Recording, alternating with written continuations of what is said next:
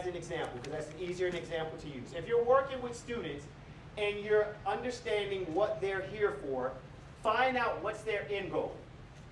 So if the end goal is to become a nurse, that's the end goal. If the end goal is to become a biologist, if the end goal is to become whatever it is, figure out what the end goal is, and now we have to attach an identity to that. They need to start seeing themselves as the end goal. If it's day one, and this has to start literally from day one, if it's day one and they're saying, hey, you know, I'm thinking about being a nurse, we have to change that. The identity is you are a nurse. That's the connection we got to start making. We have to give them that connection. So it's called identity, that discipline. We have to let them know that there's a connection between everything they're doing and the role they're going to play.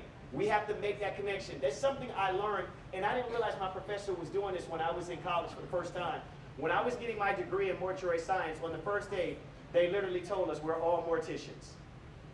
And I'm like, well, no, I didn't pass my state board yet, and I didn't get my license, and I didn't do my certification. It was like, no, that stuff is going to happen. But you got to start thinking like a mortician. So I want you guys to start doing that now. They say, you know, a lot of people win the lotto, but they lose their money. They lose their money because they never became millionaires. They won $1 million. They never became a millionaire. It's a mindset. It's a discipline. If you win a lot of money and you don't become that person needed to keep the money, you're going to lose the money. I don't think people understand that. In order to be the discipline that we're in, we have to start making them identify with that. Because if they can identify with that, every single action they take from that point moving forward is going to be towards that end goal to become a nurse. They're going to make decisions totally different because I need to be a nurse. But if I make decision A, will that bring me closer to being a nurse? Or will it take me away from being a nurse? That's how that works. Last one, mindset. There's a phenomenal book I want to recommend. It's called Mindset by Dr. Carol Dweck. She's amazing. She's up there as well too. And she talks about this premise of growth mindset versus fixed mindset.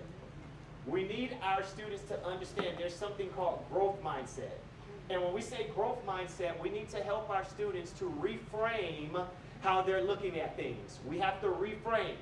Struggles will happen. Tough times will come. We will have issues. But we have to help our students to reframe struggles. So instead of thinking struggles, we have to think opportunity. Instead of thinking struggles, we have to think opportunities. That's what mindset is all about, growth mindset. An opportunity to learn, an opportunity to grow, an opportunity to improve our skill sets.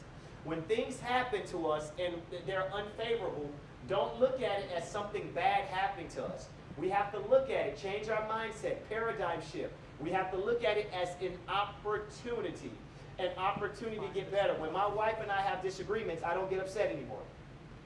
At all. Before I used to get upset because I'm like, but I thought I did, and I'm like, oh, no. This is an opportunity.